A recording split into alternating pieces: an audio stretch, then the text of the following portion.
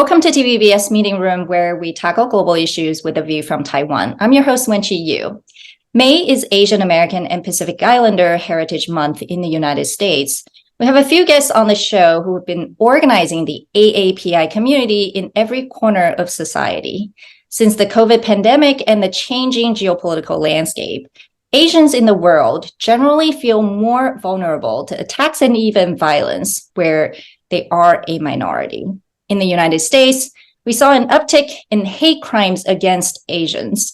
According to the FBI, from 2021 to 2022, crimes against Asian Americans and Pacific Islanders saw the highest increase at 167%. To share ongoing efforts to counter this growing anti-Asian hate, our guest today is Norman Chen, who's the CEO of the Asian American Foundation, TAAF. Welcome, Norman. Hi, Wenqi. Ni hao. Good to see you. Good to see you. Norman, so tell us about TAAF. How and why was it founded? What is the movement you're trying to build with some of the most powerful Asian American individuals and groups in the country? Well, TAAF was founded by several prominent Asian American Pacific Islanders and community leaders right after the 2021 Atlanta spa killings to really address the racism in this country, but also to increase representation and unlock greater resources. Although AAPIs make up 7% of the population in the US, we receive only 0.2% of philanthropy. So it's significantly underfunded. So our mission is to create the national organization to fundamentally transform the future for our community from all sectors: nonprofit, philanthropy, government, corporate, and media entertainment. Wow, that was a small number, actually much smaller than I had anticipated. But obviously, because of you guys and many others, we see a growing momentum and some good news overnight that the documentary 38 at the Garden about the former NBA champion Jeremy Lin Shuhao, who is hugely popular in Taiwan and currently playing in Taiwan as well, just won an Emmy Award. I know TAAF and yourself have done quite a bit to promote this film as well. And of course, on top of that, Everything Everywhere All at Once and so many more Asia-themed movies, films, and TV shows are bubbling up in the mainstream American media. So it seems like a great time for Asian American representation. Would you say so? Yes, this is really a historic moment. You know, we love Jeremy Lin. We love 38 at the Garden. We just had a showing this past weekend at Barclays in New York with over 2,000 community members. So in a really exciting time, Michelle Yeoh also attended our annual summit last week in New York. She's the first ever recognized Asian American woman to receive the Best Actor award. Everything Everywhere All at Once was such a triumph after 3 years of anti-Asian hate in this country. And it's so exciting to see AAPIs in stories that appeal to mainstream audiences, right? And are in non-stereotypical roles. There's a great program called Beef on Netflix. So the goal now is to maintain this momentum, as you said, and build more talent, more executive representation, and more support among the studios. I have to say, what I really like about TAAF's work, and I would say the innovation is compared to past organizations working on AAPI or Asian American issues, you guys have really garnered, I would say, celebrities' power, right? Really leverage those people who have important and influential voice in our media today, and to change the narrative, not only just, based on the work about justice, but it's also about, changing how people talk about and think about Asian Americans. And so while I read your mission, TAAF's mission is to serve the AAPI community in the pursuit of belonging and prosperity that is free from discrimination, slander, and violence. But we also know the root cause is really xenophobia, and often compounded by crises such as the COVID pandemic and, to a certain degree, right, U.S. foreign policy. And so how does TAAF navigate this balancing act, right? You want to demonstrate API's Americanness, loyalty, and patriotism, but you also want to secure and strengthen our ties and heritage to Asia. Yeah, no, thanks, Wenqi. We do a study every year called the Status Index, status with 2 A's. And there's one question we asked there, which is, do you think Asian Americans are more loyal to the US or to their home country, if you will, from Asia?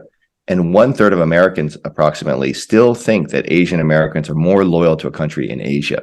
So they do question our loyalty oftentimes. So this is a survey for broader than Yes, so it's a survey for all Americans. We actually, over the past 3 years, have interviewed 13,000 people across the country. And this is a consistent finding that people still, 1/3 or 1/4 of Americans still feel that we are more loyal to a country in Asia than to the US. So what this touches upon are these 3 long-standing stereotypes and tropes within American society. The perpetual foreigner, that no matter how many generations you've been here, someone will ask you, where are you from? Oh, I'm from Maryland. No, where are you really from? Oh, I'm from, okay, Baltimore. They want to know, where did your ancestors come from, right? And because they will sometimes never think of you as truly American. And the other second one is the yellow peril, that China is taking over the world and there's a threat from China, which is, of course, happening now. But then that's balanced by this model minority myth, right? Which then looks at Asian Americans as very kind, hardworking, and smart, and sometimes puts us in a divisive way against other communities of color to try to set us apart. So we fight all those stereotypes and tropes, and which is a lot based on ignorance, which requires more education. But to your earlier point, we also celebrate our Asian culture, celebrate our diversity. We are, 50 communities and cultures with over 100 languages, and we love the differences between East Asians, South Asians, Southeast Asians. We celebrate our diversity, but we come together to build economic power, cultural power, and ultimately political power. And I guess in that process, have you encountered any resistance or even questioning, right? Sort of, okay, why are you guys doing this right now? Obviously, there's the justice and the crime part of it. But was there any suspicion sort of, are you choosing, for example, China over the US?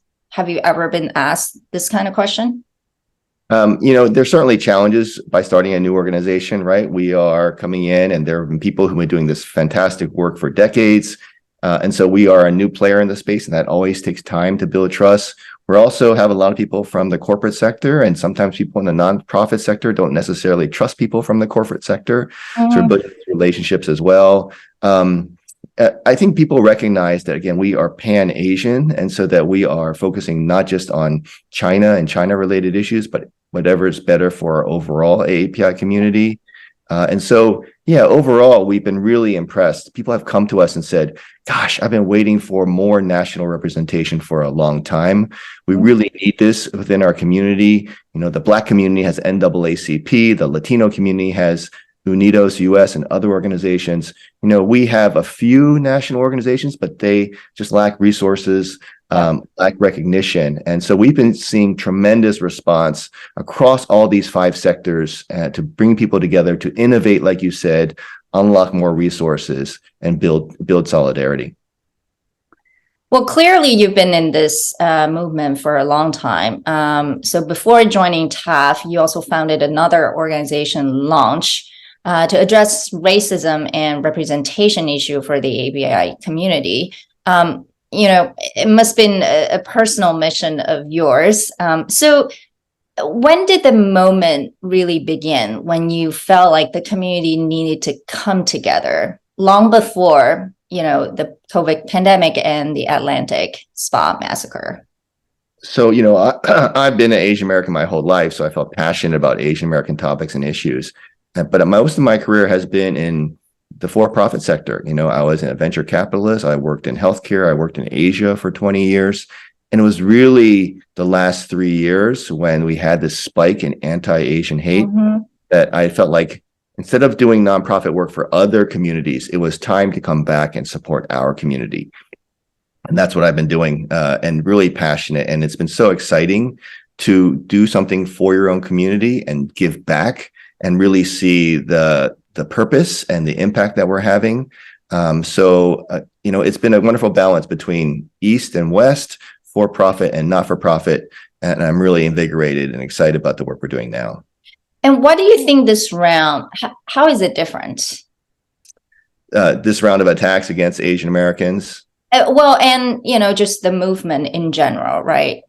Yeah, I mean, in 1982, Vincent Chen was killed in Detroit, right? Because people thought he was Japanese American. And there was a spike in anti-Asian activity. And some of the leaders of that time, such as Helen Zia, still remain inspiring to the rest of us today. But there was a little bit of a decline in activity, a few years afterwards. So our goal now is to really bring greater resources, greater movement. And I feel like for the first time ever, we do have the resources. We do have the leadership. We have the next generation. We have social media that really have a historic time to build this momentum. We just announced a $65 million initiative, our portfolio strategy for the next 5 years. Other organizations are doing great work. And I feel like as we are the fastest growing minority in America, we have finally hit that critical mass to build the momentum and really have impact by coming together, working with other groups of color, and then really working to achieve greater impact. Yeah, I think the resource is really the key this time around. And how much did you guys raise, or the endowment was? I can't remember. So we started off our campaign 3 years ago with a giving challenge where we asked organizations around the country to tell us how much they were committing to the AAPI community. And through all their commitments, and part of it went to TAAF, over $1.1 billion were raised. Of that, roughly about $150 million is earmarked for TAAF over 5 years. And about half of that is from our board directly. So all of our expenses are really covered by our board members. And all the funding we raise now goes 100% directly to the community. And our goal is to really unlock more resources for our community. That's amazing. We're chatting about how you lived in Asia for 20 years in Hong Kong, right?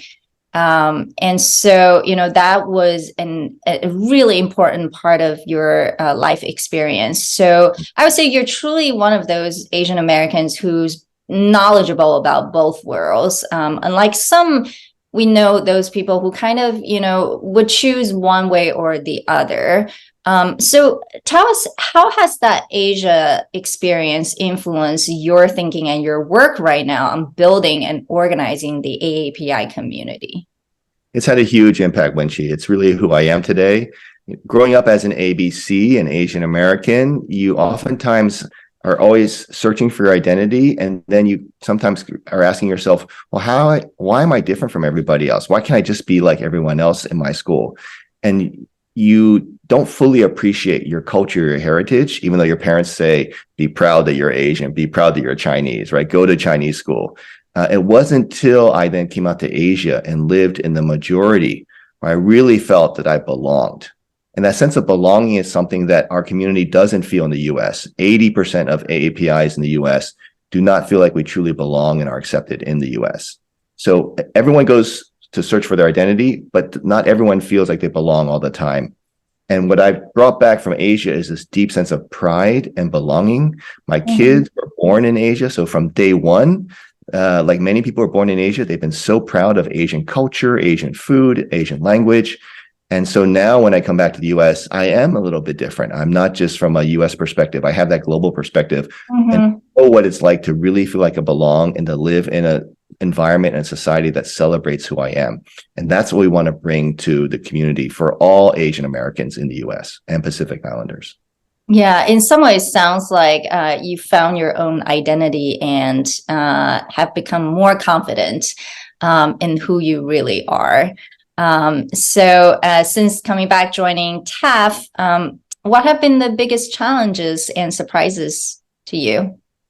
Well, on the surprises side, again, as I mentioned, we've been so happy with the power to convene. When we bring together Asian Americans and Pacific Islanders, we love to socialize, right? We love to celebrate, love to eat food together. And after COVID, especially, people are just hungry for more social interaction. And so that's been a wonderful surprise. Also, bringing together people with different backgrounds has been fascinating.